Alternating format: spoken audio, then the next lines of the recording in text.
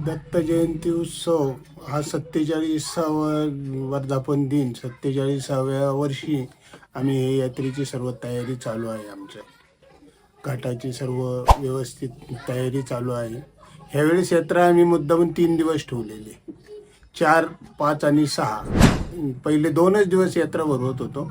आता गाडा मालकांच्या जास्त गाडी यावा म्हणून एक 3रा दिवस आम्ही अजून एक वाढवलेला आहे. त्याच्यामध्ये 3 दिवस यात्रा अशी आम्ही हे केलेली. त्याचं नियोजन आता बक्षिसं मागच्या वर्षीपेक्षा ह्या वर्षी सर्व जास्त बक्षिसं ठेवलेली आहे. आणि ह्या वर्षीपासून परत 3रं वर्ष चालू होतं. 8 मोटरसायकली, 2-2.5 लाख रुपये कॅश असे 3ऱ्या वर्षासाठी हे ठेवलेलं. आणि यावेळेस सर्व फायनल सगळं बक्षिसं ठेवलेली आहे. सद्गुरू सेवा मंडळ व समस्त ग्रामस्थ मंडळ घोडेगाव, दत्त जयंती यात्रा कमिटी, बैलगाडा मालक संघटना यांच्या सर्वांच्या वतीने आपण ही यात्रा व्यवस्थित पार पाडत असतो.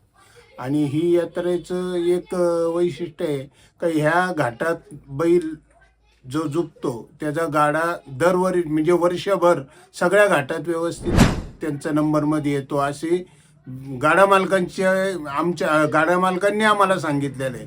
म्हणून त्यांचा आग्रह असतो की बाबा आम्हाला तुमच्या घाटात एकदा तरी हे होऊन द्या म्हणून. आणि त्यामुळं आम्ही त्यांचं हे करत असतो. आणि आजची जी हे असतो म्हणजे 4 तारखेचा जो घाट भरलेला आहे त्याची फायनल 4 तारखेलाच होणार. 5 तारखेची फायनल 5 तारखेला, 6 तारखेची फायनल 6 तारखेला. असं सगळं व्यवस्थितच सगळं नियोजन करून आणि सगळं नियोजनबद्ध कार्यक्रम, घड्याळसुद्धा एकदम टायमर बसवलेला जातो. सगळं म्हणजे आमचे जे प्राध्यापक पानसरे सर आहे ते स्वतः सगळं हँडलिंग करून व्यवस्थित, म्हणजे कोणलाही निर्णय हा चुकीचा जावा नाही किंवा कोणची दिशाभूल करायची नाही, असं सर्व हे केलेलं आहे आम्ही नियोजन. त्यातल्या सर्व शेतकरी फार मोठं आम्हाला सहकार्य करतो. शेटे कंपनींचं, बाकीच्या गावाच्या म्हणजे बऱ्याचशा लोकांचं तिथं जमीन आहे. ते बिचारे आपले यात्रेसाठी सर्व तनमन धनाने आमच्या पाठी उभं राहून उभं पीक ते काढून यात्रेला ते शोभा आणतात ह्या सर्व गोष्टी. आणि जे ह्या यात्रेला जे आपण बैलगाड्यांचे टोकन घेतो, टोकनाचे पैसे जे घेतो ते पैसे संपूर्ण आम्ही परत देतो. आता प्रत्येक घाटात त्याचे पैसे कापले जातात, पण आम्ही 1 रुपयासुद्धा मंडळात 1 रुपयासुद्धा ठेवत नाही. सगळे पैसे आम्ही त्यांचे परत देत असतो. त्यामुळे शेतकरी आणि गाडा मालक खुश असतात का बाबा हेच घाटावरती आम्हाला सगळे पैसे पुरत मिळतात. हे पार पुणे जिल्ह्यात 1 नंबरचं हे आहे असं आम्हाला गाडा मालकच सांगतात का 1 नंबरची यात्रा आहे तुमची, का बाबा तुम्ही डिपॉझिट घेतलेलं सगळं परत देता. मग 3 तालुक्यात, 3 काय 5 तालुक्यात, पारनेर तालुक्यातले सुद्धा गाड्या आपल्याकडे येतात. शिरूर, खेड, आंबेगाव, जुन्नर, हे भोसरी, मोशी, तिकडून सुद्धा सर्व गाड्यावाल्यांची आता सुरुवात झालेली आहे टोकनचं हे करायला.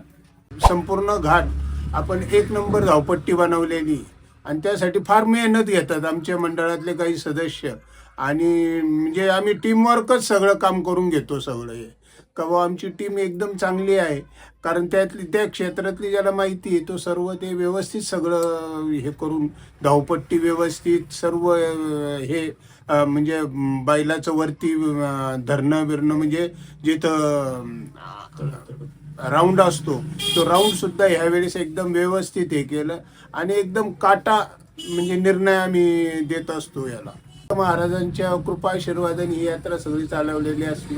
आणि आमचे या मंडळाचे अध्यक्ष आमचे कैलासभाऊ काळे हे आहेत. मी स्वतः विनोदांना कासार, मी उपाध्यक्ष आहे. आम्ही हे सर्व यात्रा कमिटी हे सर्व ग्रामस्थ मिळून आम्ही सर्व हे व्यवस्थित सगळं पार पाडतो. गाडा मालकांनी, गाडा शौकीन आणि म्हणजे घोडेगाव आणि आसपासच्या लोकांनी ह्या यात्रेचा सर्वांनी येऊन एक आनंद लुटावा अशी आमची सर्वांना कळकळीची विनंती आहे.